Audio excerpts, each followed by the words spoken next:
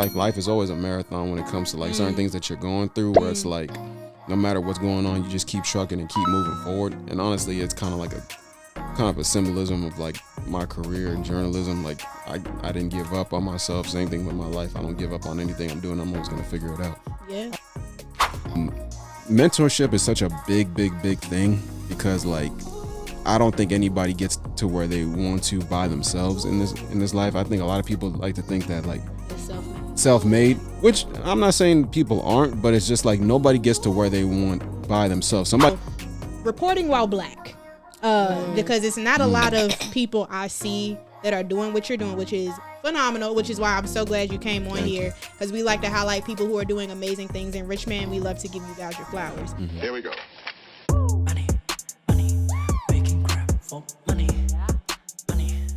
What's up, guys? This is Brianna Moore, your host of the Conversations Unearthed podcast, where y'all come for me, but you stay for the guests. Today, y'all already know the guests keep getting bigger and bigger and better and better. Y'all, my guest Jamal is so fly. How fly is he? Jamal is so fly. He is a news reporter for Channel 8, ABC News, enthusiast, crypto enthusiast, and he is somebody who is curious about what it takes to cover the stories that shape our world. Jamal's insights are sure to provide a fascinating look behind the scenes of local news reporting. But y'all already know, we gonna get behind the mind, the heart, the body, the soul. We on the same type of vibe with the sweatpants. Like, this is gonna be an amazing, thought-provoking interview. Before y'all do anything else, make sure you hit that like, comment, and subscribe button. Make sure if you want to keep hearing these amazing conversations, to just like support us and join the Patreon. It's only $5.99 a month. Ooh. Anyways, but this gonna be our little Christmas gift for y'all. Jamal's episode, we gonna drop it. We gonna drop it for y'all because I think it's gonna be something here that everybody can learn from. Of course, we got Miss Heather Allen here, who is our co-host. How you doing today, ma'am? Doing amazing. It's Sunday. I'm feeling good. I went to church. Feeling real good. I know that's right. Owner of Reality Saving LLC. So if y'all need a budgeting coach, definitely hit her up. Jamal, on to the guest. Jamal Williams. Yes, ma'am. How you feeling today? Thank you for having me, first and foremost. Yes, sir. I'm feeling good. It's a great Sunday today. Thank you so much for that amazing introduction as well, too. Oh, man. I'm just so excited that you're here because, you know, you didn't know me when I reached out to you. Not at all. I was listening to this big podcast at Lewis Howes. I don't know if you listen to his podcast, but he has a huge platform. I mean, he's interviewed the likes of like Oprah. I don't know if Tyler Perry's, but like big people. He just interviewed Eric Thomas. And like he said, 95% of those interviews, he reaches out to get them. He don't use his he got a whole team. He don't reach out, so I'm like, I don't feel bad about hitting people up on the fly and being like, hey, come on my podcast. You're doing what the millionaires. And also, you never know, like, because obviously you're into finance and stuff like that. The relationship that you build from people, you never know who's like-minded like you. So you never know who you reach out to that may be like what we were just talking about behind the scenes. Me and Heather have the same birthday. And January 5th. Me and you also born on the same birth year. So divine intervention, it was meant to be. So like, hey, I'm just happy to be here. Thank you so much for having me. This is crazy. And like I say, like, this couch is divine. Like you said, we didn't have a conversation before you came on. We didn't know what was going to happen. And I'm really into numerology and stuff like that. So numbers, birthdays, signs, that like, it really helps me to feel like I'm living in my purpose. That's what's up. Because that's what the manufacturer did. He created a purpose for you, for him, to help everybody else. So let's start with some light questions. What this might not be light. I don't know. What inspired you to pursue a career in journalism? Well, that's a long answer. And we are ready for it. We got time. All right. Just more like what inspired me in my journey, or just more so what inspired me? Who? Honestly, it was just the art of storytelling. Always hearing from like certain people that I always looked up to, like Stuart Scott.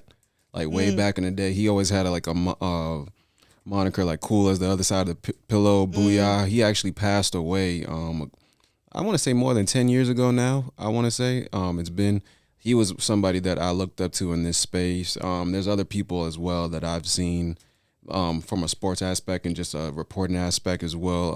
Bomani Jones is another person that I like as well. He He was on ESPN. He had his own show called Game Theory on HBO. Okay. As well too. He has his own podcast called The Right Time that I watch as well too. And he has a way of like just simplifying everything, but making it funny, but also making it very informative when it needs to be informative as well. Jamel Hill was another person. Michael Smith, they both were on ESPN as well too.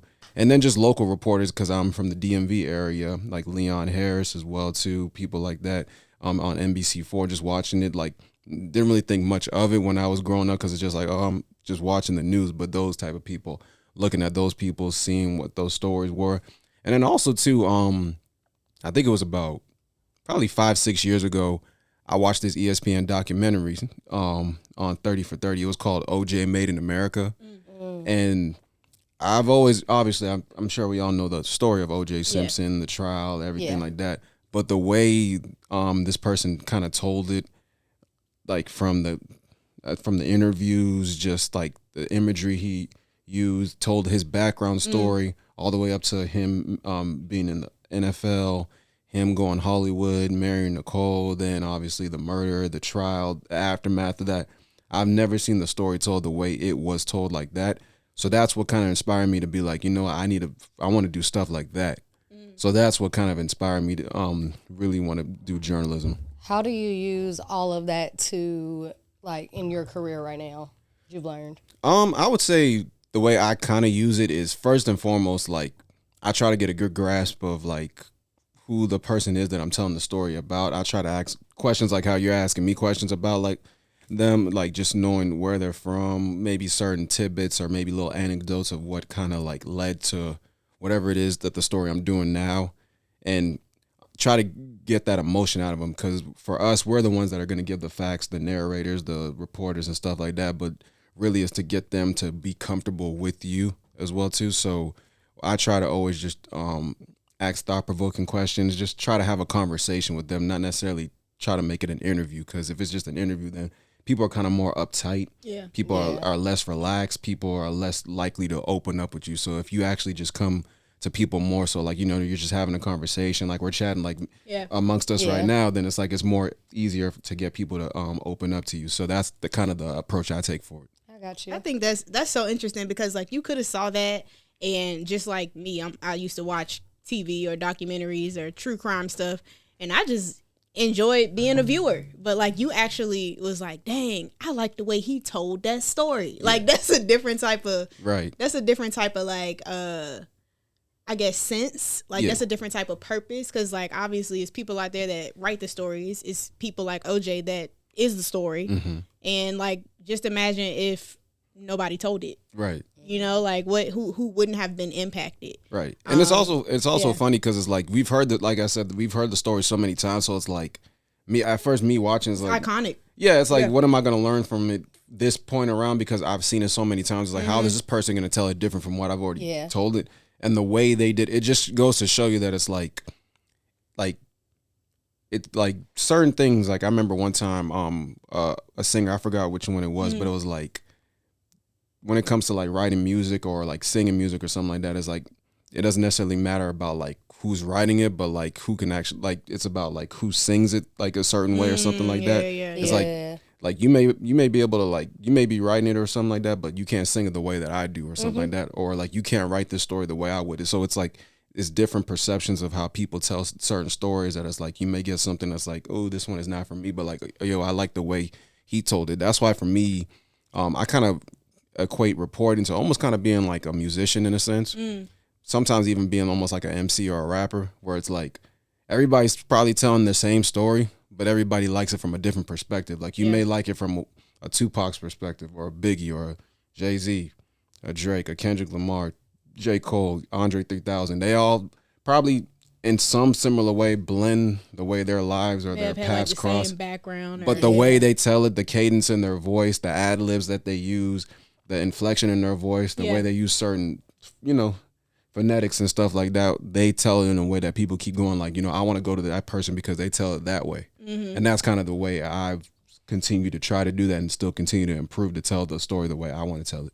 Yeah, I mean, sorry, I had one thing to say, because it's like now that I'm doing the podcast and like editing and doing the videos and stuff like that, you start to look at film and even news reports. Like, you start to look at any form of entertainment that's recorded and posted online or on TV differently. Like, you be like, oh, they might have cut something out right there. Oh, you hear I do that all the time now. I'm Yeah. like, nope, that definitely is gone. Right. Right. Like, oh, the sound is louder right here, so they might not could have matched it correctly. Even when Right. I'm watching like the Breakfast Club interview, I love the Breakfast Club interviews. Anybody that interview, I'm tuned in. But now that I have a podcast, I'm noticing too, like, it's really hard for me to match the audio with our voices sometimes. Right. But Breakfast Club, they be thugging it out. Sometimes it be a whole different voice talking. Oh, yeah. And this is like mainstream. Or like with certain podcasts that you might go to or something like that, it's like they'll leave certain things like on the audio version that they don't in the YouTube version as well too, that they'll cut out as well too, and you'll notice that it's like it's the same thing, but like it sounds a little bit different. You know what I'm saying? So that's another thing as well. It's interesting. Yeah, absolutely. You were talking about music and how its relationship correlates with like news reporting. What artist or what artist with an S influenced your career the most? This might be a little controversial to say, but I'm a Drake fan as well too. Okay. But however, I told y'all. However, this mess. However, I'm also honestly, it's not like I choose between all three of them, but I'm on it. Like, this is no cliche, but Kendrick Cole and Drake kind of like morphed like my taste in music. And at least in my adulthood, when I was a kid, my favorite one was Lil Wayne. Wayne, like especially his run in 08 going up until now. My cousin Christopher, shout out to him. He really got me heavy into like 50 Cent because he was the biggest 50 Cent fan and still is. Especially with his run in 03. Jay-Z's always somebody as well. Oh, yeah. Kanye definitely is somebody because he's so innovative as well, too, from My Beautiful Dark Twisted Fantasy, Graduation, 808s and Heartbreaks, Late Registration, College Wayne's Dropout. wordplay is it's unmatched in my personal opinion. Growing up. Like for me, like from the mixtapes, him taking other people's songs, like hooks or I guess instrumentals, and then making them his own. Like and them are the ones you want to listen to. You know it was about to be some fire when you heard that blunt lick. Yeah. And then he just goes ham afterward. Like Dedications 1, 2, and 3. Woo. Sorry for the wait. The Drought. All those. The Leak as well too. Like Carter 1, Carter 2, Carter 3. Like just. Well, so now we on this topic now. You know it's a financial podcast. Yes. You know, Drake is suing Kendrick now for this. Now this is a tough topic for you because she is a Drake. I mean, all the concerts she go to, all of it. I'm a Drake fan too, but I'm not a super fan. Like I like his music. How you feeling about because I feel like maybe I'm gonna give him the benefit of the doubt and say maybe he didn't want to sue. However, if somebody's on the song calling you a pedophile, you got to. You messing up the money. Yeah. Like you gotta at least go after it. But like that's how rap battles go. I don't know what you're not supposed to touch in rap battles. Like because you could have just I understand, but he never even came back with nothing. Like but you're messing up my money, my contracts.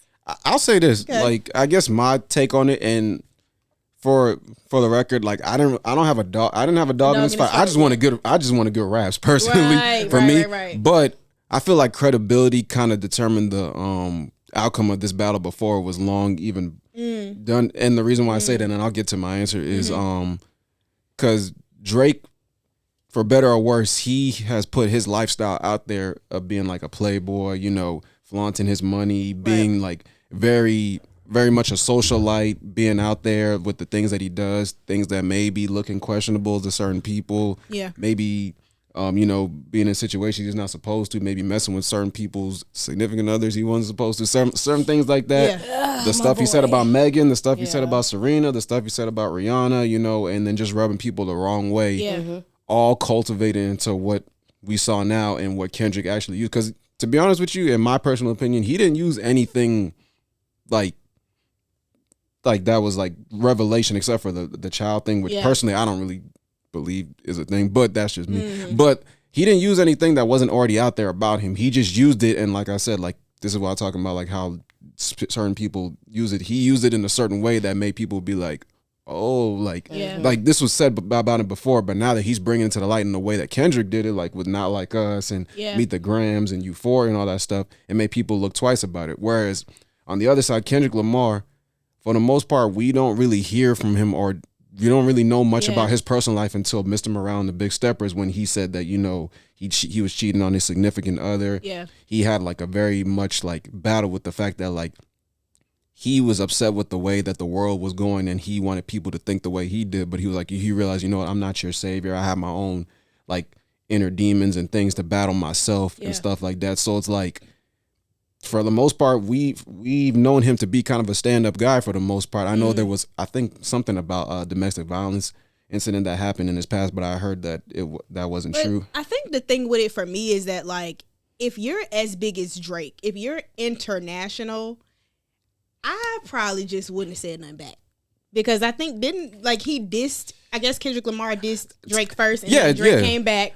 And then, because when you are all the way up here, you're international, and just to be clear, like, Kendrick Lamar wasn't as popular as Drake. So you hitting down as somebody. You're right. So Kendrick is coming up because he hitting up. You're right in a sense. Yeah. Like I think you're absolutely right. He could have just took the route of just not saying nothing. Yeah. But in my personal opinion, it kind of would have been kind of a letdown because, and I know you're not saying that to like down Kendrick.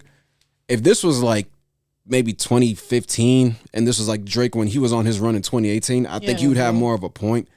But at this point, like, he's Drake, but he's Kendrick Lamar too. You know what I'm saying? Like, he's looking at him like, me and you are eye to eye. Like, me and you are equals. Yeah, you're 1A in terms of like success and chart hits and things of that nature. But I'm a Pulitzer Prize winner.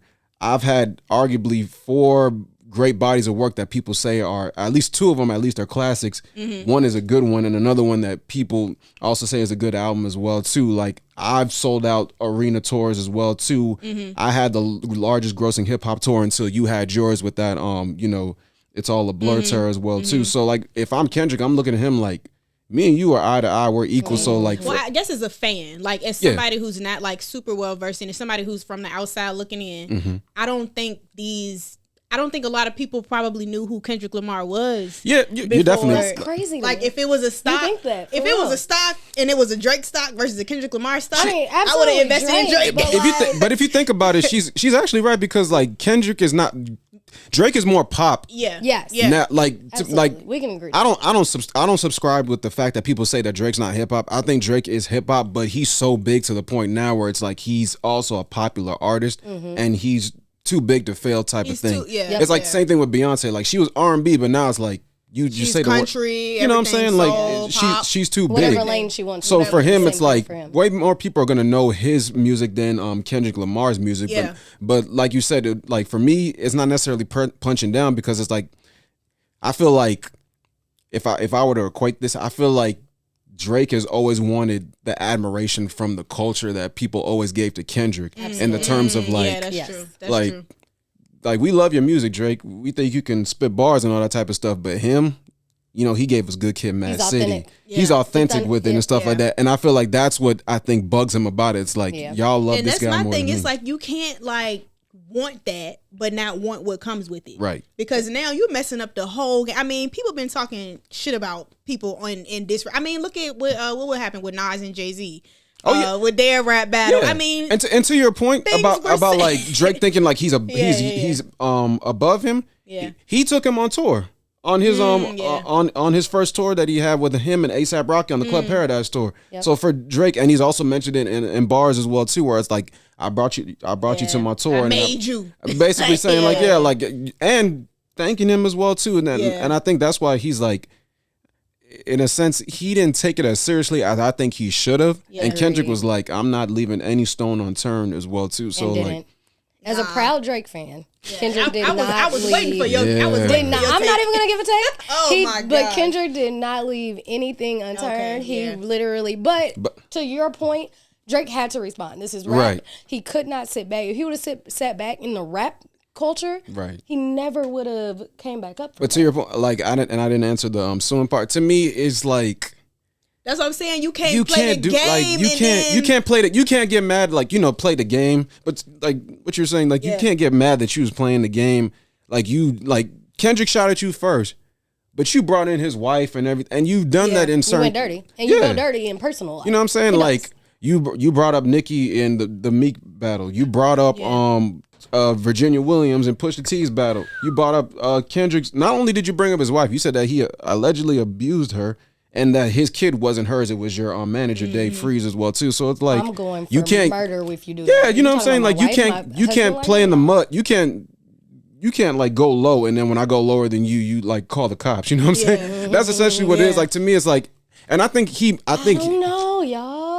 Why not? Play in the mud and expect not to get dirty. Contracts. You're messing with my money. I have to. That's the industry. It doesn't matter. But I'm sure he's saying I have to fight back on that. No, you're right. And but also too, abuse allegations is also something that I don't think anybody wants on their jacket as well too. I mean, like, love him, one of my favorite artists ever, but like Chris Brown, you know what I'm saying? That's something he's never going to be able to like get off of his legacy because of that, because it happened, and whether stuff happens by that or not, some people are only going to look at him as that as well too. I'm not saying that's the same or equivalent to being called a PDF or anything like that, but like you don't want that, and you don't want people. Is that the code word for PDF? That's what I say, because I don't like. I don't like personally. PDF. Yeah, I picked that up. Sorry. No problem. Like I just wouldn't want to be called that, obviously, but like I'm sure Kendrick is also thinking as well too.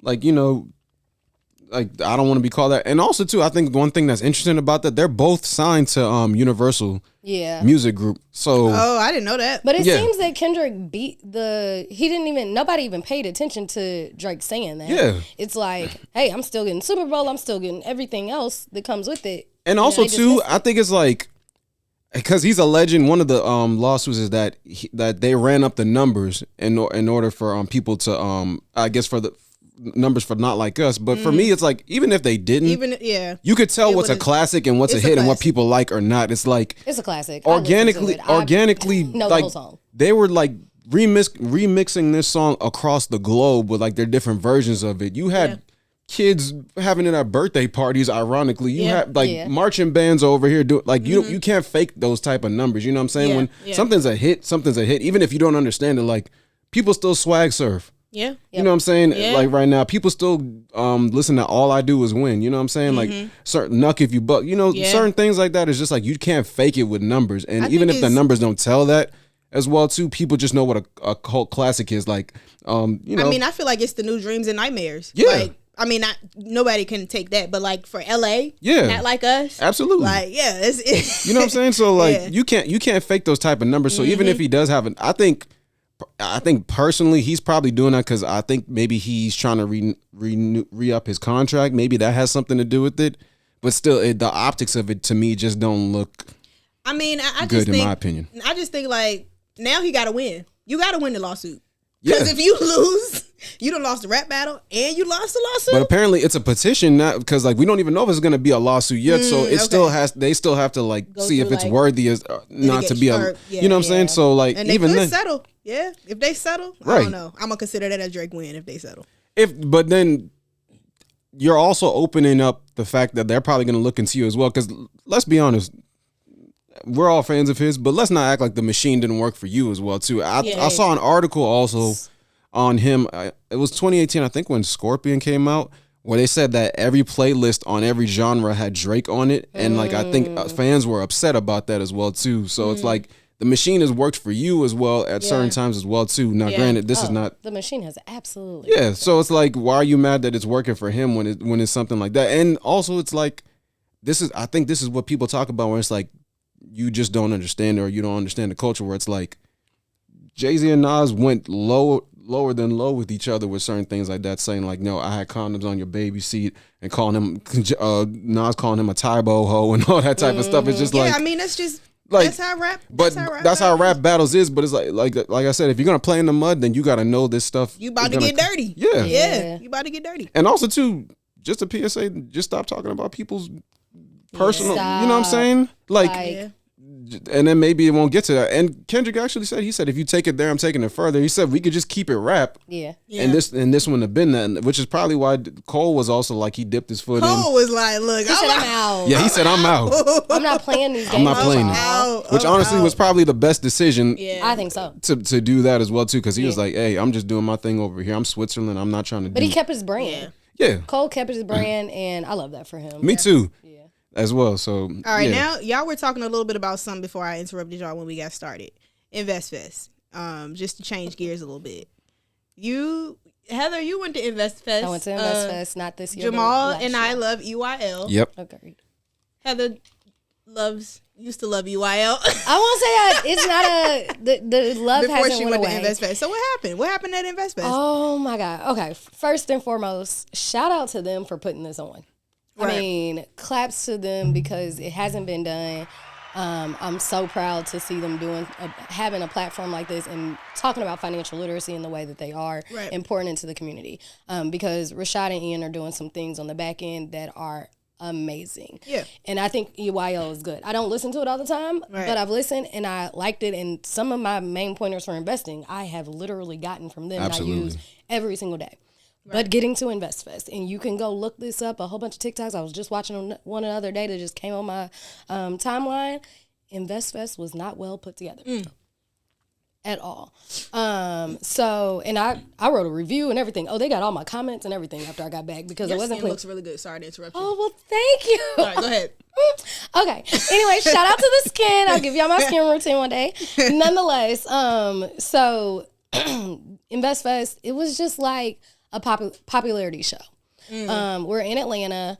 You're seeing the girls come in with the short dresses, like a fashion show, doing all the things. You get in there and it's just a whole bunch of people in one room and they're just talking to you. You're not really learning anything. Well, people said like security too. Oh, I'm gonna get into security. But I really want to own in on. I don't feel like as someone who.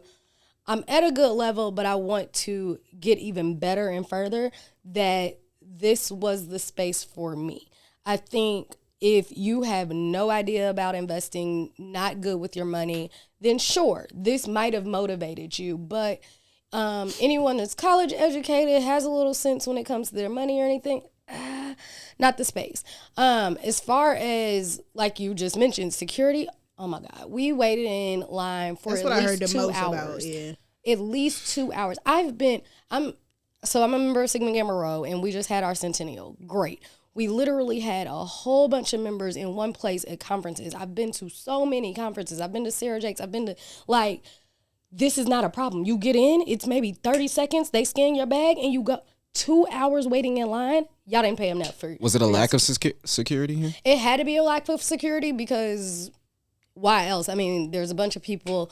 Y'all should have paid for more. Anybody who's running events knows, hey, if you're bringing in, I think they said the number was 20,000, you need to make sure you have enough security to get all these people in. Waiting in line 2 hours is crazy.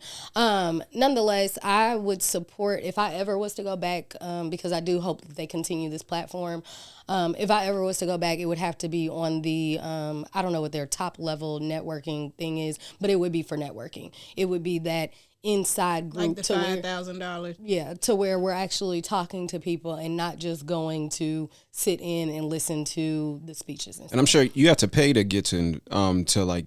Did you have to buy to get into InvestFest or anything like that? Yes, absolutely. I think it was like 200, 250. Something small, but I mean, 250 is not small for your average person who's, hey, I gotta pay my rent. Like, no, teach me something. And to your point, also, like certain, like, we're all, like you said, we're all trying to get to the avenue of, like, you know, financial freedom, but the way somebody may teach it or the way they may present it may not necessarily be for you. Yeah. So for me, like, I was actually invested into Amway like a couple of years ago, actually. And not to say it was bad. Shout out to those people that helped me because they taught me a lot with, like, Think and Grow Rich or Rich Dad, Poor Dad, how to make friends and influence people, I think is the book. If I get it wrong, my apologies. But, like, stuff like that, just learning how to talk to people, how to, like, you know, hustle, doing those types of things. I learned a lot from it, but it just got to the point where I was like, I was trying to balance that, but also trying to get into being a reporter, and I had to kind of like choose one at the time, and I just realized it wasn't necessarily for me. Yeah. But now that I'm doing like now investing into crypto, that's more of my bread and butter of just like making money, but at the same time paying myself first, investing into that, and holding on to it for a long-term investment. That's not to say what they do doesn't work, because I've seen it work for a lot of people, and not down it, because it actually has helped a lot of people do what they have done, but it wasn't necessarily for me. Yeah. So talk to us about how you got into crypto and investing in general. So backstory on that one. So my girlfriend, shout out to Sabrina. Shout out to Sabrina. Yep. So we've been together for almost 5 years. On our first year of dating, I met her brother. I want to say around her birthday, which is in September. And I guess like a month or so, or maybe a couple of weeks afterward, after we first met, we were talking about like investing at her birthday party, and he got my number from her and just said, "Hey Jamal, are you interested in learning about crypto and things of that nature?" And at that time, that was when COVID happened. I was out of graduate school for journalism. I was just doing like Amazon Flex, just working because I haven't gotten a job yet. And nothing I was doing was necessarily working at that time. So I was just like, you know what, might as well try it. So I did, looked at videos, sought him for advice and everything like that. And he told me about one specific coin that I got into, which was AMP. And then also I think VeChain as well. Okay. And just kept like putting on most of them, obviously paying my bills first. But then only invest what you can afford to lose. Exactly. Thank you. And then just kept putting money into that, all extra money that I could into that, just kept putting into it. Didn't see anything at first, and then maybe a couple months later, once the bull run really took off, I want to say about March or April of 2021, it shot up, and I was just like, yo, this is crazy. Like, I've never seen this much money like that I've made in my life. By not clocking in. Right. Yeah. And then I was just like, okay. And then I took that money out, and then obviously the bull run came and it turned into a bear market. But it was one thing I had to learn, which is like, you know what, there's ebbs and flows to every market, but if you consistently keep putting into it, that's how you keep making your money on a long-term scale. It's just like buy and hold. And I think that's the thing I think a lot of people don't realize is just like, when it comes to investing, whether it be crypto, whether it be stocks, whether it be anything like that, whether it be like buying a house, holding long-term is something that I think a lot of people don't have the patience for, because they just want to get rich quick now. Yep. Where it's like, you know, you have to build that over time. You're not like, you may get, I'm not saying you don't, because there's some people that, and there's some success stories where people get, I guess, lucky and they hit that high, they cash out that money, and they do that as well too. But for most people, sometimes you can crash and burn that way as well too. So if you keep investing and putting your money in over time, that's how it happens. So currently right now I'm invested in, like you said, a couple coins like VeChain, Cardano's another big one. A lot of gaming coins like Gala, Beam, Miria, and a couple of meme coins as well too. Okay. Just when they some 100x, Sheeb, some Doge. Sheeb, Brett is another one. Okay. Base coin is another one that I've done as well too. So invested heavy into a lot of those coins and a lot of those main coins, and then just waiting for it to take out, because it just hit 100,000 a couple of days ago. Thank goodness now. So like, I think next year is when we're gonna see it, like the first half of the year all the way up until like probably this time next year when it really, really takes off, because there's so much adoption happening as well too. And with the current administration coming up, a lot of them are very crypto, like I guess positive about it. We just had CJ the Smart Guy on. I don't know if you know who that is, but he's a crypto enthusiast, and he was basically saying like one of the reasons why Trump won is because of the crypto community. Yeah. So I mean, it's about to be. I mean, yeah, I think it's gonna go way past 100,000. I don't know what number you think Bitcoin go hit. I think it's infinite, like because you can't inflate in this cycle, or just in general, like. I think the sky is the limit, to be honest with you. It could just go as much as it. I think the funny part, and her brother's always telling me about this, is like we're still kind of in the infant stages of it. Like crypto only, I think it just started in 2008. 2008. Yeah. Imagine that. Like we're not even 20 years in. 16 years. And it's already about to get even bigger than gold is right now. You know what I'm saying? Yeah. And like digital currency is gonna just continue to be even more bigger. You know what I'm saying? And it's basically just a hedge of inflation against the dollar. So it's like, as the value of the dollar keeps going down, Bitcoin eventually they're going to stop mining Bitcoin, which means the value of that is going to keep. It's only 22 million of them. Right. Yeah. And it's coming up soon to where the point where it's like there's going to be no more mining Bitcoin left, and once you have once you have a finite amount of something, the value of that's going to keep going up. So I think the sky's the limit, honestly. Yeah. What do you say to those of us who have not invested or bought into crypto? What's your thoughts on that? My thoughts on it is just give it a try. First and foremost, if you want to try now, it might be a little bit too risky now that it's hit 100K. The one thing I will say is always, I know everybody always says it, but do your research first. Yeah. Yep. And it's one thing I kind of learned from Sabrina's brother is just like you want to be wary of who you kind of tell this to, because you don't want people to get upset at you for thinking that, oh, you told me to invest in this and now I lost all my money. Yeah. And that was the one thing he told me and a bunch of other people that he's helped out as well too, is like, if you make money in this, that's on you. You did that. But if you don't make money on this as well, that's on you as well too. It's just about being adults as well too, and just knowing the risk that you're taking to get into something like this as well too. So always do your research first, and then honestly just learn about what Bitcoin is about. Who invented it, which is Satoshi as well too, which we don't know who that is, but learn about that, learn about Ethereum, which are basically the two biggest coins of all of them. Then you learn, like the Cardanos, the Solanas, Polygon, those type of coins that have always been around, and learn what their use cases are as well too. I think that's another thing when you're making your decisions. Look at the use cases and what those things are going to be doing, whether it be for the crypto market, whether what companies are also backing them as well. Because if big time companies are also backing those coins, then that's an indication that it's probably going to go up as well too. But if it's just like a meme coin that's just like, just here for a long ride, it's just like know what you're doing and then get out as soon as you can. But just know who's backing it, know who's supporting it, know what legit companies are also investing their money into it. I would say always try to follow stuff. Me, I always follow like on Twitter, like Watcher Guru is another place that I go to for crypto information, or just things that I see within our group on our Slack channel as well too. Follow the US Reserve, follow what's going on with the inflation. Yeah.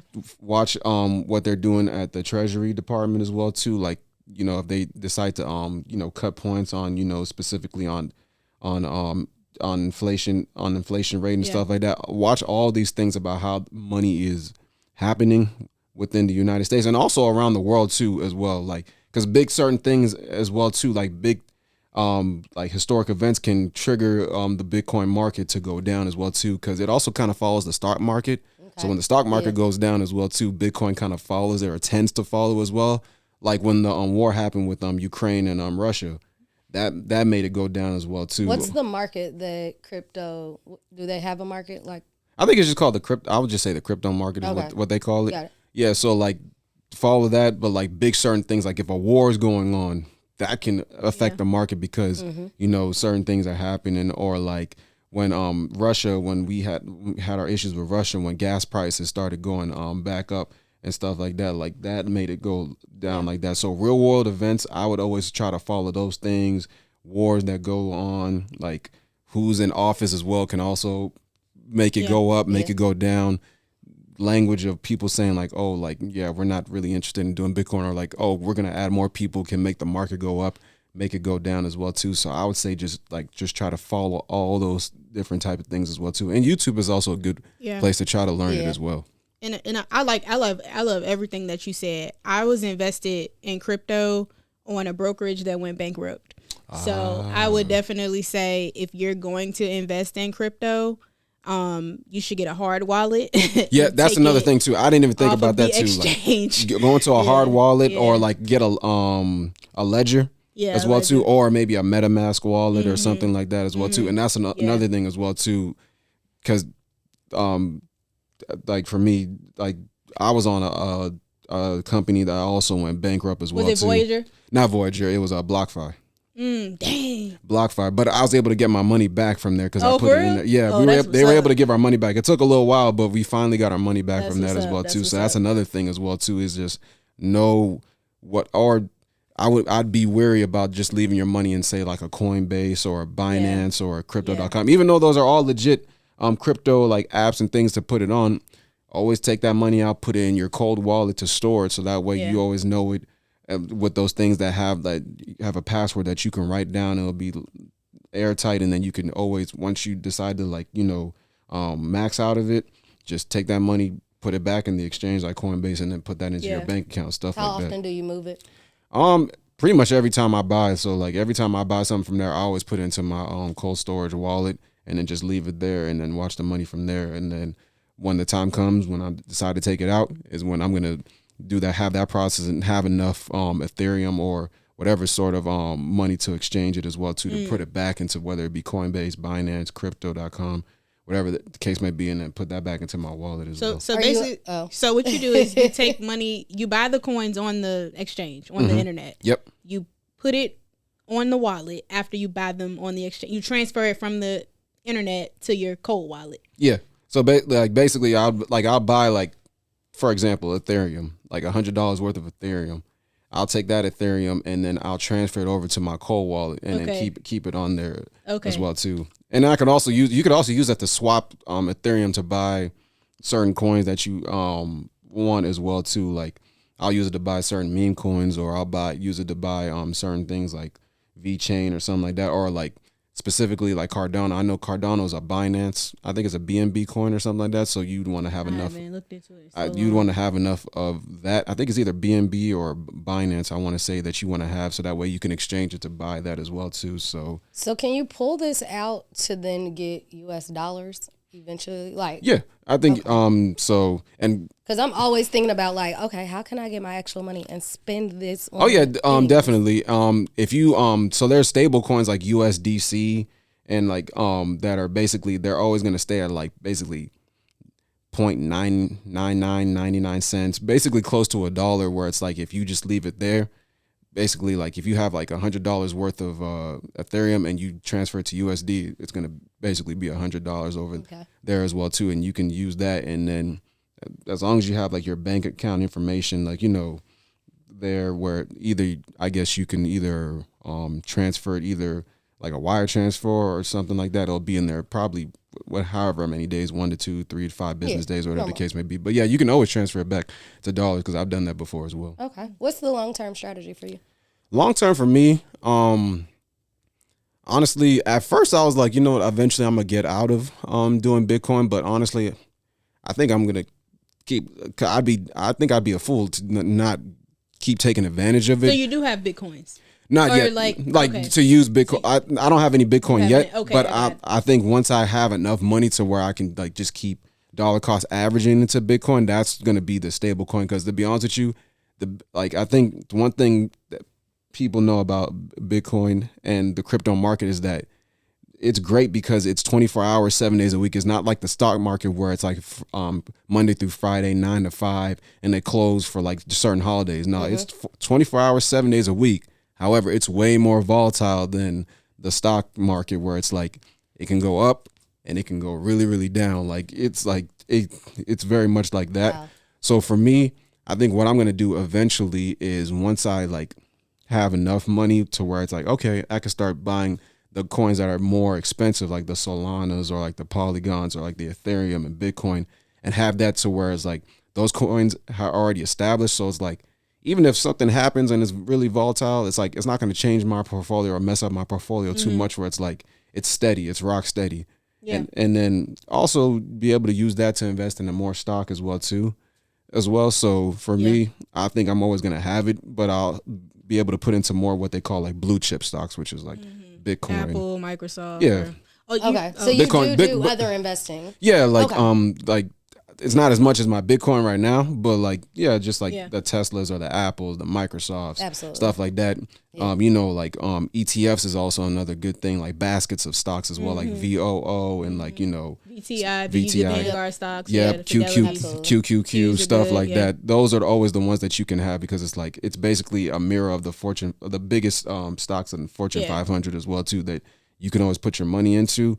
And, you know, like, it's not going to be as volatile as that, you know what I'm saying? About like real as estate. Yep. And then the same thing with like crypto. There's blue chip, I guess what they call it, coins as well. Like Bitcoin is one of those. Ethereum is one of those. Solana is one of those. ADA is one of those. XRP is another one as well. Like those type of coins are the ones that are more established that like when you put your money into them, they won't like be so volatile where it's like when it crashes, it's gonna crash so much. $1 a day and right. 50, Unless it's 50,000 tomorrow. Right. Unless it's like something like I said, like it's something catastrophic that happens, like a natural disaster or like a war that goes on or like something in the government. But you know happens. what? As a news reporter, you got some leverage with this crypto game here. I'm gonna just put it out there. And let me know whenever a disaster about to happen. We might have to put some in or pull some out. But even as a news reporter, we're learning things sometimes as other people learn about them, and it's like for us, it's like a lot of times when we're learning certain things, it's like we're putting it together like in a minute conversation where it's like we have to dumb it down so where we know it,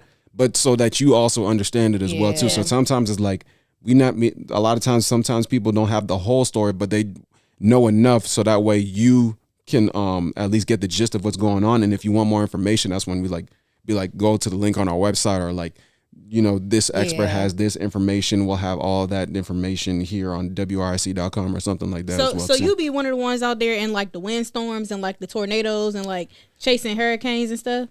I've done it before in my previous market. So like last year I wasn't chasing a tornado, but I did do a story about the aftermath of like stuff like that because my previous job I worked in Illinois, Champaign, Illinois, which is my first job at WCIA. So it was a lot of like storms that happened over there. It was more colder as well too over there. So like a lot of natural disasters for like tornado season happened like towards the earlier part of the year as well. So like we would like be going like certain people's like wind farms or like people's like soybean crop farms, like natural disasters happening, like having to pick up the pieces of barns and things of that nature. So I have seen stuff like that as well too. How was living in Illinois? Are you from there? Or? No, I'm actually from the DMV. So I'm from Maryland, Silver Spring, Maryland. So that was my first time actually moving outside of like Maryland and moving out of the state. Me and Sabrina moved there together. It was almost like, I wouldn't say I would say it was like a culture shock at first. Sure. So because it was like central Illinois. So it's next to University of Champaign. I mean, not University of Champaign. What am I talking about? University of Illinois is where it's at. I was about to say, I ain't never heard of that, but but it's in the Champaign-Urbana area. So they bleed orange and blue out there. They're very prideful. It was a great place to go to as well. And honestly, it just taught me a lot about like just being a place that I've never been before. Just learning like, okay, like who are the people I need to talk to? What is it about this area that they love the most? What is it that they find newsworthy for them? Because like what you may find necessarily new, unless it's like world news or something that everybody in the country is going through, every town, every city, every municipality, every district has their own set of issues or like, you know, things that they take pride in or they take care of. So I had to learn those things as well too, because that was my first commercial station that I went to, and just learning that all from like not necessarily scratch, but just learning that myself is at first, just learning like, you know, like how to turn a story in the same day, having to do a package, which is like a longer form story, and then like doing a voice which is like a maybe 30, 45 second version of a story as well too. I had to do 2 a day. For like 5 days a week, basically just learning how to find different stories, how to like contact different people like PIOs or Parks and Recreation or firefighters or just local people that are in the neighborhood as well too. That are people. Do you feel like you needed college to do that though? That's the thing. Like for me, I think I mean the way you explain it, like I mean it sounds hard for somebody like me who's not super into it, like, but I'm like, you literally went out there and honestly talked to me and taught me a whole master class just now how to do honestly, you really don't, if I'm being honest with you. The reason why I went back to college is because I didn't necessarily keep up with the contacts that I had when I was at my undergrad at Stevenson University. Shout out to them as well. They did a great job helping me out. I did internships at WBAL in Baltimore for radio and television, but I didn't really keep up with the people that I made contacts with. So I took a couple of years off, did like jobs at Bank of America, T. Rowe Price until I got let go, and then I was unemployed for 6 months. Then I got a job at Mid-Atlantic Federal Credit Union, and then I decided I wanted to go back to school, so I reapplied and went to school at College Park. because I just wanted to get more of the skills I needed. But to be honest with you, it was like in the back of my mind, I'm like, I don't want to have to be more dead just to be able to get these skills as well. So if I could have did that as well, I would have just did it right off the bat. But like I'm sure you know the saying, like God's timing and God's plan. You know what I'm saying? So for me, I think it was a blessing in disguise that like I didn't go in right when I did. I think I would have been fine, but I think a lot of times, especially in our business, especially for reporters, sometimes you're overworked and underpaid. And certain people, sometimes they can't handle that certain pressure where it's like every single day is always a deadline, or like it may get to you or things of that nature. So for me, just having more experience, me having a significant other, me just being more of an adult at that time, a younger, a more older man at that time, being in my late 20s, going into my 30s now, where I am now, I think it just gave me a semblance of just kind of being like, you know what, like just calm down, take everything for what it is. I don't have to necessarily always rush into doing things. Like, don't get me wrong, there's certain times where it's like those deadlines, you got to go, or like sometimes it can be stressful, but I think just being able to have that in the back of my mind where it's like, you know what, it's just a story, like just get through it, just, you know, just take it one day at a time, where it's like I don't feel like I'm a young man trying to like being like afraid or being overwhelmed like in certain aspects of that. Like I have more of a sense of self now that I'm more older and having gone to grad school and learning those things. And then also too, like after grad school, because like I said, during 2020, I didn't have a job because of COVID. So I was still looking for a job over there. And I think about a year later is when I got my first job. It wasn't a commercial station, but it was a TV job at Laurel TV in Laurel, Maryland. And that's where I met my mentor, Joyce Jackson. And she taught me like everything about the business. Like she was like a coach basically for me, where it's like if I did well, she was always cheering me on. She was like, yo, you know, that's what I'm talking about. You're doing a good job. But when I was doing bad, she'd be like, getting in your butt, close that door. Like, what are you doing? Like, you know, like she would get on me, like, and it wasn't like she would like all the time. She was doing it on purpose, like because like she wanted to be like a mean person. It's just like she was trying to prepare me for what the business would be like. You know, this is how sometimes these people are. Sometimes they don't care about that. They're gonna tear up your scripts when you do that. There was one time where like it had to be 4 or 5 times in one day. Scripts, God damn. Yeah, like not physically, but like okay. Redlining everything. But like tear it up, be like, no, that's not good. That ain't it. Yeah. Go back again. You feel like you're in I remember one time she did that like specifically with one script. I forgot what the story I was doing, but like I went back to her like 4 or 5 times where it just wasn't good enough, and it got frustrating. But it's like she's like, you know, this is what I'm trying to teach you, so that way like you're more prepared when you got out there. And if it wasn't for her teaching as well, getting me prepared, I don't think I would have been doing what I'm doing right now. So that's another thing that helped me. It's something that like comes in my mind when I think about reporters, and this may be controversial. I don't know if I don't know how you go take this question, but it was during the George Floyd riots and things like that. CNN was on the ground; they were live, and it almost seemed like they were targeting this black reporter. He was talking on the mic about something that was going on. And the police officers wanted him to move. They were like, move. You can't report here. And he was like, no, I'm with CNN. They didn't believe him. So on live television, they arrested this man and put him in a holding cell until CNN had to come out and get him. So reporting while black, because it's not a lot of people I see that are doing what you're doing, which is phenomenal, which is why I'm so glad you came on here, because we like to highlight people who are doing amazing things in Richmond. We love to give you guys your flowers. So this is what I learned from being a nurse. Life is short. Not trying to put a cap on nobody's life, but like people need to know how you feel about them in the moment. So I guess I just want to get it into your head, like how is that? Because people like you that listen to my platform, we don't have access to. So I want to get into that a little bit. So and I think that's one of the things that I loved about being in Champaign is like it was more predominantly white than it was, but around that area there was a big coalition and big group of like a lot of like just people that look like us in that area that I didn't even know were watching me, that were telling me that I was doing a good job, and they were always looking at me and being like, yo, we're so glad that we got somebody like you to tell our stories. Like, you're doing an amazing job. Be a lot of older people or people that are my age watching. And a lot of those people, like, you don't realize who's watching you until, like, you know, you see people like that. So, like, a lot of those people were, like, cheering me on, telling me I was doing a good job.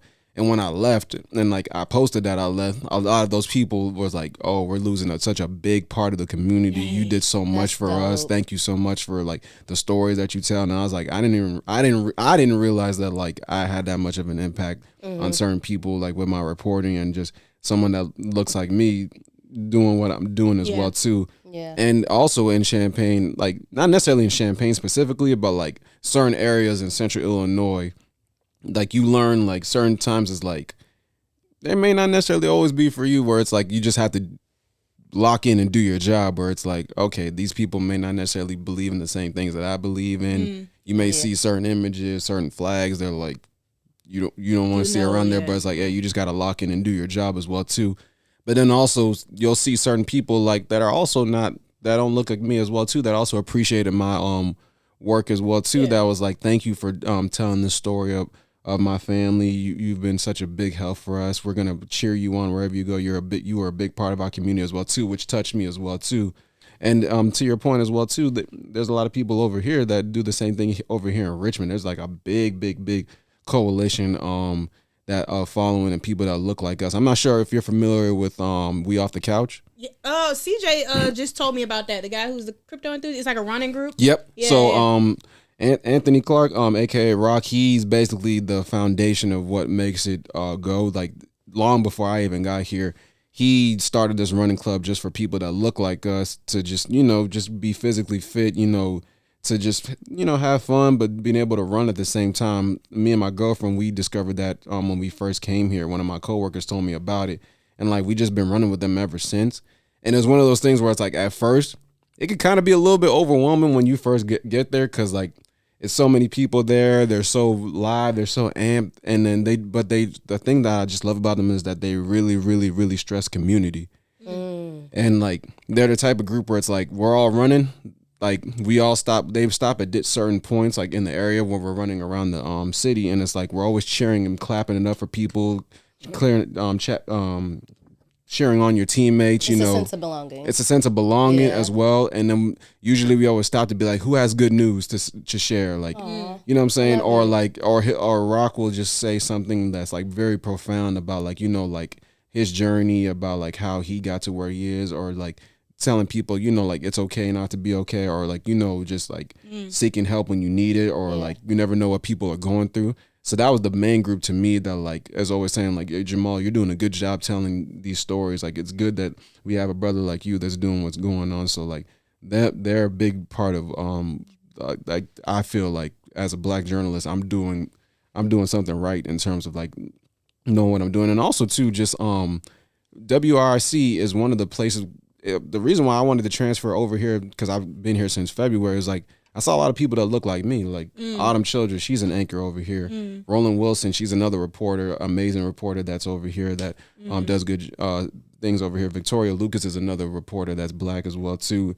Our three main anchors, Heather Hope, Deanna Albert, and Eric Phillips. He was the main person that really helped me. He was kind of the person that, like, was checking my work, and, like, when I was over at WCI and wanted to come over here, me and him he didn't even know me from anything, but, like, we would just be on Zoom interviews. He would look over my scripts, give me advice about how to get better, and do things like that, to the point where I was in the process of transferring over here. He was really like a big brother to me, just, like, helping me out and doing things like that. So, like, that community, when I realized, like, people like him were over here, I was like, yeah, I really got to come over here as well too, if he's gonna take the time to just help a young reporter like myself do something like that. So just being a, like, young reporter like that, like, it definitely helps.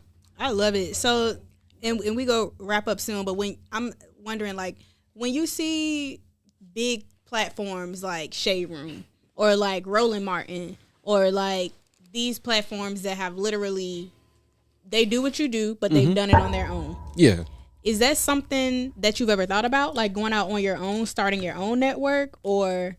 Oh, definitely, yeah. I think sometimes, it's always like that nervousness of doing it, but it's like for you, like, like one, like, I think it's always one of those things where it's like, whether it be me venturing off and, like, finally starting my career, me finally investing in crypto, me meeting new people like in my run community, it's either one day or day one. So it's like, eventually, like, if you keep waiting for something to happen, it's not going to happen. So eventually, like I said, me taking my own advice, like, it's going to be day one for me to just finally just have that platform and just do things on my own and do stuff like that as well too. So it's definitely something that I've definitely thought about, and definitely something I do want to have to come fruition as well too. I do have a question. Well, I heard you mention so much about mentors and networking. You said when you first started your career, at your first school, you kind of didn't dip back into the people that you had met. And then you met another mentor, then you met another mentor.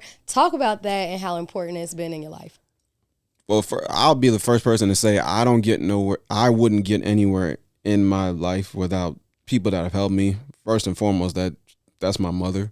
She was never somebody that, like, even when I wanted to do something like this, she never like downed my career, or like she never said like, oh, that's something that I don't know, I can't see you doing, or like that's not really something that you should be doing or something like that. She was always encouraging me. She was always telling me, hey, like, I believe in you. The only thing my mom ever said was just like, you know, like when I was always looking for a job, is just to have a backup or like something to make money or stuff like that. But like she was always the person to like push me forward in my dreams and everything like that. So my mom was my first mentor, and shout out to her. She's still doing that to this day. So I thank my mom for that. Shout out to mama. And then, like, honestly, the mentors I've always had, like Joyce, I still talk to from this day. Me and Eric, obviously, we see each other at work. I always try to get his ear about how I'm doing as well too. Mentorship is such a big thing, because like I don't think anybody gets to where they want to by themselves in this life. I think a lot of people like to think that like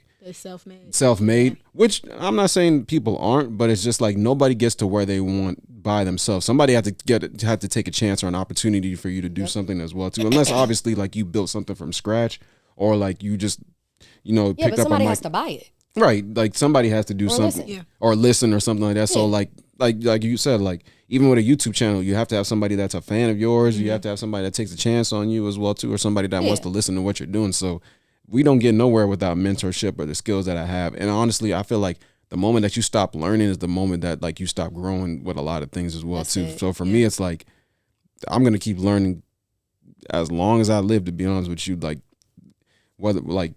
Eventually, like I want to be a parent. I want to obviously marry my girlfriend as well too. But like that doesn't stop. That doesn't stop as well. That doesn't stop as well too with learning as well too. Because you're still learning your partner. You're still learning yourself. You're still learning about other people. There's even people that are younger than you. Like I learned from my little brother as well too. From him, he's about 6 years younger than me. But like we have a lot of similar interests and things of that nature. And I like the way sometimes he thinks about certain things in life, or like how he, like, I guess goes about doing certain things that I learned from him as well too. So you're never don't be too proud, or don't be too like, oh, like because he's young, assume that because they're young, they don't listen or they don't know what they're doing as well too. Because the younger generation, as much as we like to like rag on them sometimes as well too, they are very smart, and they do have a lot that they can also teach us as well too, that maybe we can get out of our old ways as well, and maybe think like them as well too, just as much as they can learn from us too. So Agreed. I'm looking at these bands on your wrist. Yeah. I'm curious about the green one because it's sticking out to me. What's that for? This was given to me by one of my teammates at We Off the Couch. It was from Men's Health Awareness. Okay. Yeah, so I've always kept it as well too. Okay.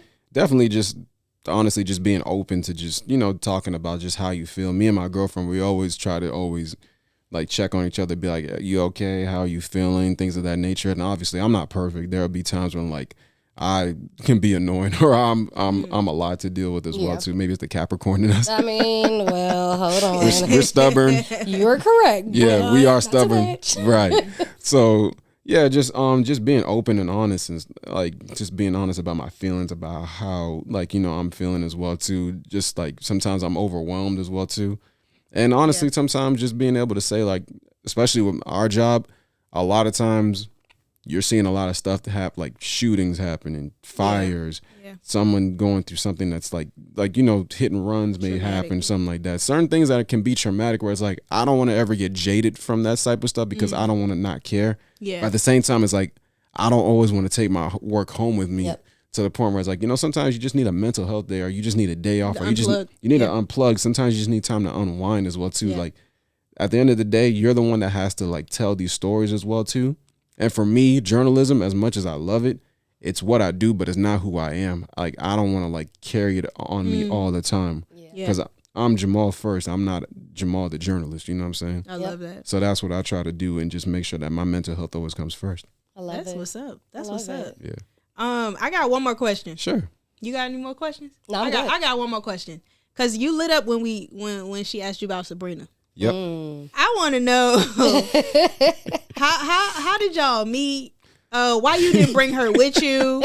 Like I want to know what does she do? Whole time, like who is this mystery person that is so amazing that got you cheesing like this? Well, we're about, like I think I said, we're about to be 5 years in a relationship. Yes. And I guess it kind of depends on how we tell the story, but like, okay. So we met. Ironically, she used to work at the dentist office that I went to. Oh, so she was tending to my teeth. I was actually getting Invisalign at the time. And she's a dental tech. She was, but she's since moved past that. Like she does like UX design as well. So that's what she does. yeah, like interface design and helping people with that type of tech stuff. So wow, we met when she was at the time being a dentist, and she was tending to my teeth when I was getting my Invisalign done. But at the time, I didn't really think much of it. I just thought she was being nice to me. So I didn't really think much of it. And so one day I was just kind of like, let me just try. So I DM'd her on Instagram, got her number from there. Hey. Took her on our first date in Valentine's Day. Oh, okay. And then it's just been good for ever since. Like, I love it. Yeah, so she's like, honestly, like, she's definitely my better half in terms of like, she's very much like, I've never met someone that's like just is very just like calm about a lot of things. Like she is definitely very like thought based with a lot of things that she does. Like she's definitely someone that keeps me grounded. She keeps our house whole. She keeps me whole as well too, and I do the same for her as well too. Like she's just very much like my rock as well. And like now we do a lot of our stuff together, like our run clubs together, like working out, that sort of thing as well too. So like like she's definitely someone that I just love wholeheartedly, and like she's just my everything. God, okay, that just made my heart warm. Me too. I love it. I got one more question. This is my last question. Yeah. This is my last question. Yeah. You're obviously in a relationship. Yeah. But do you watch Love is Blind? Yes, I do. Yep. If you were on Love is Blind, what is a question that you would ask to see if the person is black?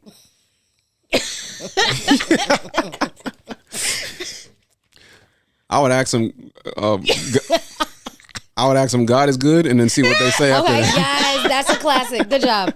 I like it. I love it. I love it. Ask them that question, because and then see what, been a great date. And then see what they say, and I'm like, okay, maybe they're not. Yeah. But then there's some that maybe they didn't grow up with that in their house as well too. So what's the follow up? I'll be like, oh, okay. All right. That's what's up. You know what I'm saying? You about to throw the conversation to them, like, let them lead this next. So I honestly don't even know my answers to that question. I have no idea what I would ask somebody. It would have to be like a dialect thing, like a tone thing. Did you watch this previous season? We did. Yeah, I haven't finished it. I've seen like almost the whole reunion. Right. I saw the reunion. Yeah, I know now. Yeah, did you? I saw it. I saw it. It was because it was in DC, right? It was interesting to say the least. Like I have a lot of thoughts specifically just about like. Do tell. Which thought? What's the one thought that you're like, come on? Like one specifically. I think you remember the couple. I think it's Nick and Hannah. Mm-hmm. Yeah. That relationship, I guess, just how it manifested into the reunion, where it was just kind of like. I get it, like throughout the pods and everything like that. Like, I feel like Nick probably needed more growing up to do, in certain aspects. But the way that she also treated him, oh my gosh, it was just like, I don't know, like they like her and her friend Marissa just kept trying to like make him seem like he was just like this terrible, horrible person instead of just like being like, no, like, bro, like she was very rude and mean to this dude. I'm not saying like he was a saint or anything like that, but it's just like it just seemed like they kept just trying to like act as if like, oh, he came on the like they try to like have like so many gotcha moments where it was like, oh, he came on this show, like one of his goals was to be famous. I'm like, yeah, he's on a reality TV show. You all came to be famous at like, absolutely. You know what I'm saying? Like, if I'm showing you my whole life, and y'all also like y'all could have went on Tinder if you wanted to do that, but you chose to be on a reality TV show. Now, granted, obviously there's a lot that goes into it and everything like that, but like some of y'all knew with also trying to find the love of your life that like part of it was also that you're probably going to be famous as well. So if he's guilty of that, then everybody else is as well too.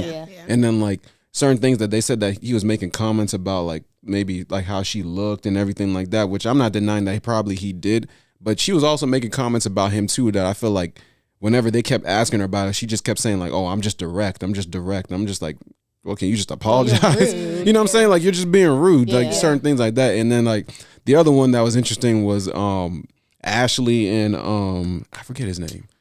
The one with kids? Yes. Okay. Ashley and I don't remember his name. I forget his name. I'm trying to find her. I forget his name. Oh, that one. Is it Tyler? Tyler, yes. That was also very interesting as well too. Like at first I was just kind of like, yo, he's pulling the wool over her eyes, and I felt like she was very like just ignorant about what was going on, or maybe just like that. But I feel like personally she knew obviously more than what we led on to, because I feel like their conversation that they had about him with the kids and everything like that was like not scripted, but like they already had it before and they just had to reenact it for us. And my personal opinion on it is just like, hey, if she's okay with this, then it's kind of like, who are we to kind of judge on it? Now, maybe for a lot of people, they may not necessarily like be okay with what he did and everything like that, and they couldn't marry him. But from what I understand, they're still together. So it's like, if she's fine with that and they're happy, it's like, it's fine. I think that's another thing that I think people kind of don't necessarily see when it comes to relationships. It's like, as long as you're not hurting each other, cheating on each other, physically assaulting or anything like that, it doesn't necessarily have to make sense for other people as long as it makes sense for you. So like if y'all are good with what y'all have going on in your household, just because from the outside in it looks weird to us, it's like, okay, but it works for y'all. So it's like, you know, who am I to say anything? Yeah, who am I to say anything? You know what I'm saying? So like it worked for them. So yeah, more power to them, to be honest with you. I agree. I just think when you're on that show, you give everybody an opinion. Like, yeah. Oh yeah, definitely. No, yeah, like so you gotta kind of. He had like. I think he could have did a better job of just knowing, like, bro, like, you know, this is gonna be on TV, right? Like, you should have been more forthcoming. But he was like, I just didn't think that was something to say on TV. I'm like, well, he just seemed like, but she accepted it. Yeah, she said she was good. So he just seemed a little too good to be true to me. Like that was also too. I was like, this man got shoe game, a good hairline. Like I was like, this is my guy, and I was like, nah. However, all the right things. However, she said, he told her everything, and that's his wife. As long as he told her, he doesn't have to necessarily tell us. I don't need to know things. There were certain things that I will say in the season that like it seemed like editing took a part in a lot of things. Like I forget what couple it was. The one that was constantly fighting. I forgot his name. Was it the plumber? I forgot his name. She said that she called him out of his name when they were in the I forget their names. I don't know their names. I don't know any of their names, but I know it's been a while. Like I forget their name. It was the black one. Yeah. It starts with an R, right? I don't know how. It was just like months ago. I forgot their names, but oh no! I know who you're talking about now, but we all messed up. Black people cast. I'm gonna find it fast. From this specific season, I forget their name, but you guys know what I'm talking about. Like, so they were honestly, I was just kind of like, yeah, they were doomed from the start, because it was just like once she said that to him, I felt like he was. Oh, I know these people. Yes, these people. I just forget their name. Yo, why is it not coming up? I don't know. These people, y'all. Yes, these people. Hold on, I have to find. I just forgot their names. Like, I'm trying to find. Okay, Tim and Alex. Tim and Alex. Thank you so much. Names? Tim and Alex. That would have messed me up anyway, because Tim and Alex is very like masculine. Yeah, Tim and Alex. I know so like some Alexes that are females. Yeah, that's a unisex name. I know, but you're saying together. Tim and Alex, like, come on. Yeah, now. like so. Oh my God. Okay, why did you think from the beginning they were messed up? I feel like once like that situation happened when they were on vacation, when they said that he said that she called him out of his name, it was like something just went off in his head. Was like, okay, like she has to earn my trust back, and I feel like for him, she didn't earn it the way that he wanted to, as well as her as well too. It's just like their arguments and together was just like, yeah, they're just two combustible elements. She just seemed like he won't into him. Like it seemed like she just didn't really like him that much. I figured they weren't gonna work out. I figured that as well too. And then that was just what she needed. She needed him to do something so she could get out of it. That's another and then him, I don't know if you saw it, but apparently when she was meeting his family, apparently she slept for 4 hours while his family came or something. I was just I'd feel some type of way too if because apparently his family came all the way from Georgia to come to the DMV area, and I get that you met them, but you fall asleep on my family and they spent all this time to try to come to you after I just made all this food for your family. But she did explain it. And I'm a nap taker. See, I might have waited. I'm sorry, I can't. At least an hour. I might have went and taken a nap. Disclaimer: Heather has a lot of unpopular opinions. I'm gonna just put that out there. I get being tired, but because apparently she said that she had to work the same night. She did. But my thing was if you knew that you had to work, then maybe you shouldn't have scheduled your time that you're working knowing that his parents are gonna come, because it's your fiance's family. You know what I'm saying? You're trying to put a good impression on him, and it's if my parents come all the way over here and you sleep. I understand that opinion, and I get the 4 hours is wild. Yeah. However, I am a nap taker to the end. Oh, yeah. And I might have had to put the 45 minutes hey, y'all piece it up real quick. I know y'all ain't seen each other. I'm about to go lay down for a quick minute. I'm going to take a nap. But in a process like this where it's I'm disagree. The only reason why I would agree with this if this was don't even try to make it right. No. Here's what I'm saying. Here's why I'll shoot her bail. Where basically it's okay. If this was a real world situation where it's Tim and Alex are about to get married. We've been together for a year or two. Our parents already know each other. We've have a rapport. Take a nap. They'll be I'm sure they'll be Alex, go take a nap, babe. It's okay. Yeah. They've already established each other and met. This is your first time meeting my parents. And this is already an expedited process already. And the first impression you have on them is they have a view is you met with us, but then you went to go sleep afterward. It's how serious are you about this situation? Wildin'. You know what I'm saying? You're wild. I guess y'all sleep is important. 4 hours was crazy.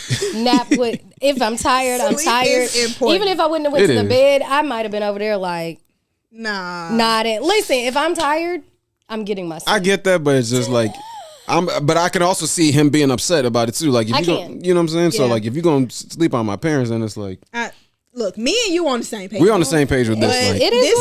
This whole Marissa and Ramsey's thing. Look, I didn't watch them, but I had such high hopes for them. I was they are perfect for each other. I thought he was a little metrosexual. I could get with that a little bit. To me, it was the leather pants that he just kept wearing that just kept annoying me.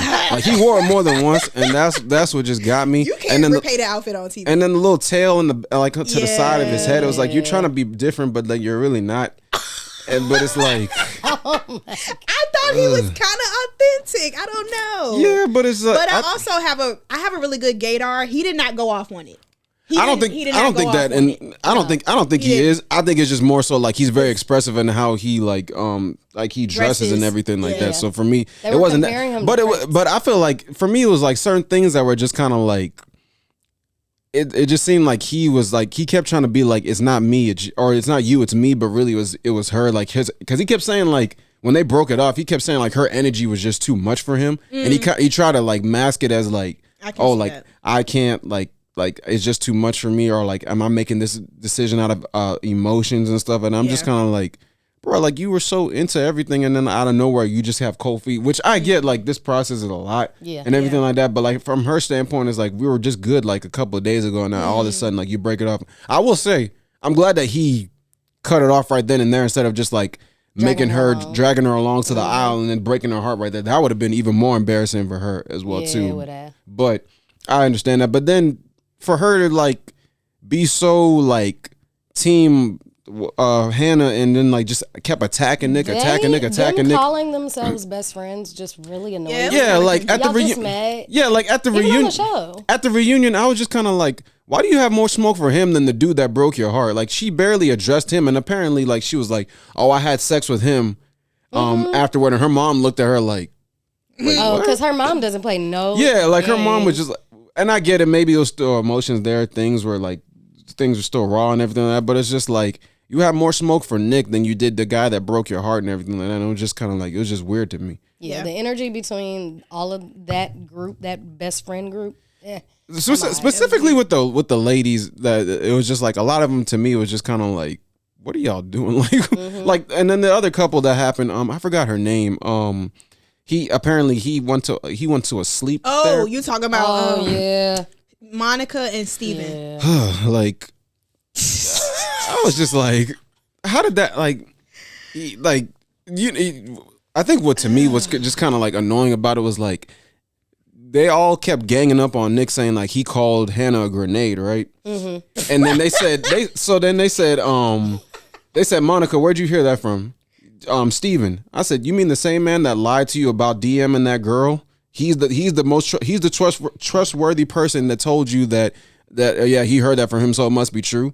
This man was lying to you your whole relationship, but you trusted him to say that like, you trust him to say like, yeah, he heard that he was a grenade. It's like, what are we talking about? He disappointed me because I just knew he was God's gift to this woman. Wow. I did. Like, he was a plumber, honest job. Apparently he was like, what, 1% African or something like that. Yeah, and he kept bringing that up so much. Yeah. As well too.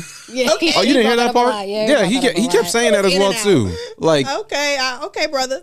Yeah, so like he kept bringing that up as well too, and I was just like, oh, 1% is crazy. Something like it was a small percentage. It was a small percentage or something like that. Maybe it was like something like that. That was part of his story, though. Yeah, part of his story. Yeah, like saying like I'm black or like I'm African. I'm just like, oh, I guess whatever. But like, but then like the whole sleep apnea thing that he had, and then like DMing a girl while you're in a relationship and everything like that. It was just like, yeah, like y'all. Bro, you're fast tracking to get married right now. What are you DMing somebody? Like, no. Absolutely not. And that's another thing I feel like with certain people on this show, it's like I feel like a lot of them have agendas where they just want to be famous, and like it's like you would think that you would like cross your T's and dot your I's before you get on a show like this, where it's like they're gonna bring up your stuff like this, like I think what was it last season where the guy was like in a relationship and then tried to come on the show to find a wife, and it's like, bro, like what are y'all doing? I mean, I think it was genuine. Like the first 2 seasons, it was genuine, especially Lauren and Cameron.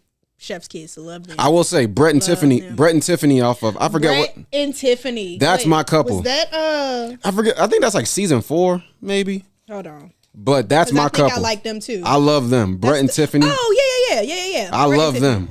Yeah, are they still together? They're still together. He gave me gay vibes. Nah, bisexual. Nah, I don't think so. But I don't think Tiffany would care.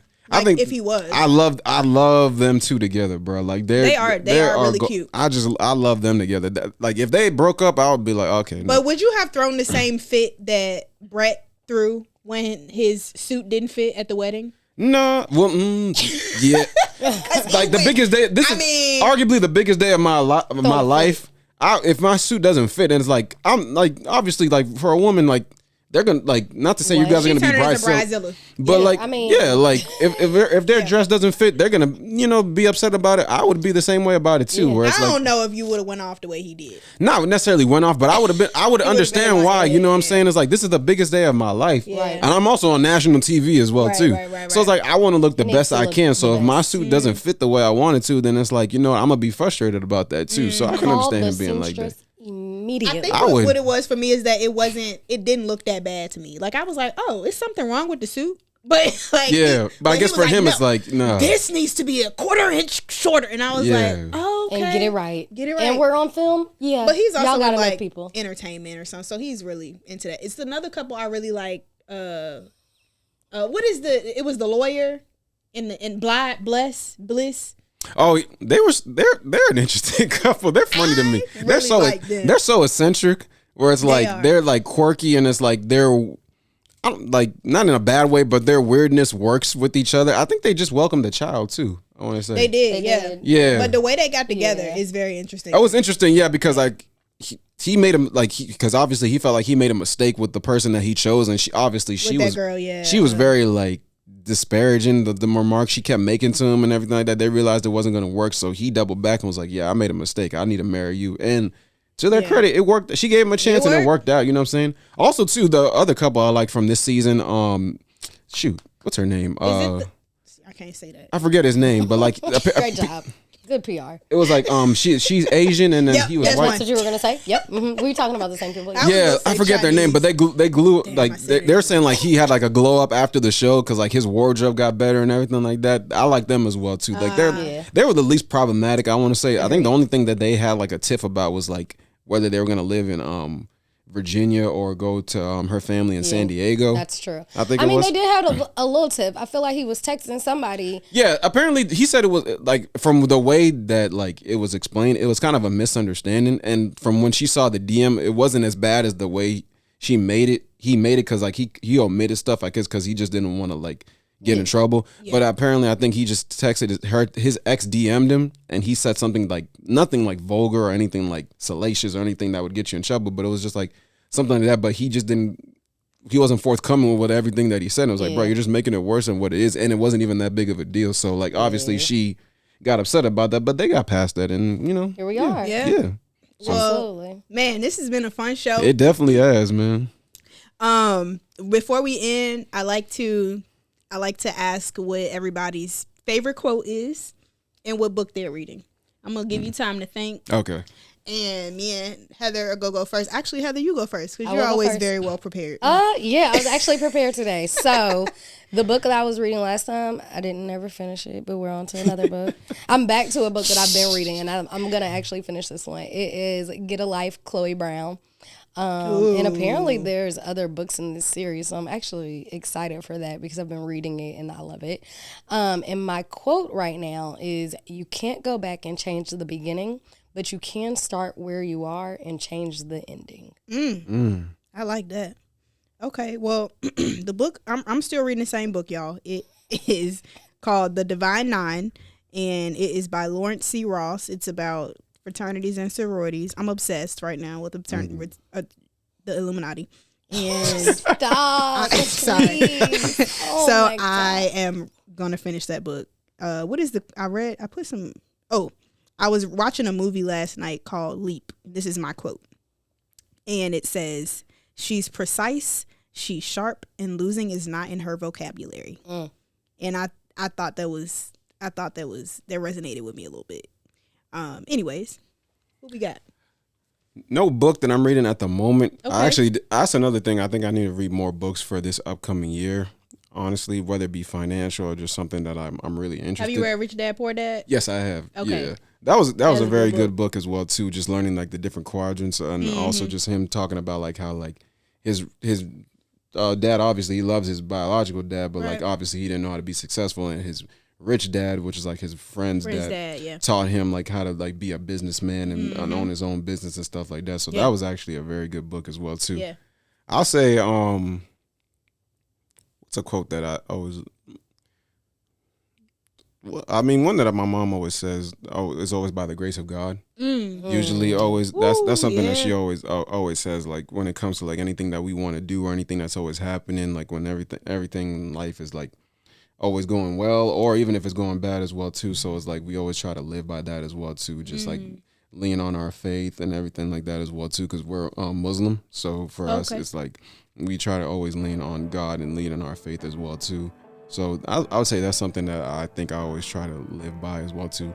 Actually, another one that's just stuck in my head because it was a song I was listening to by Vince Staples. Okay. It's a song off his new album called Little Ones. It was like kind of like the chorus of it where it's like life hard, but I go harder. Hey. Yeah. I like that. So that's something I try to always live by, because like a lot of times there was a lot of things like during this year where it's like whether it be just like personal challenges that I had or like personal goals that I wanted to meet, like this year I did my first marathon that I had. Wow. Yeah, that was a big physically, mentally challenging accomplishment.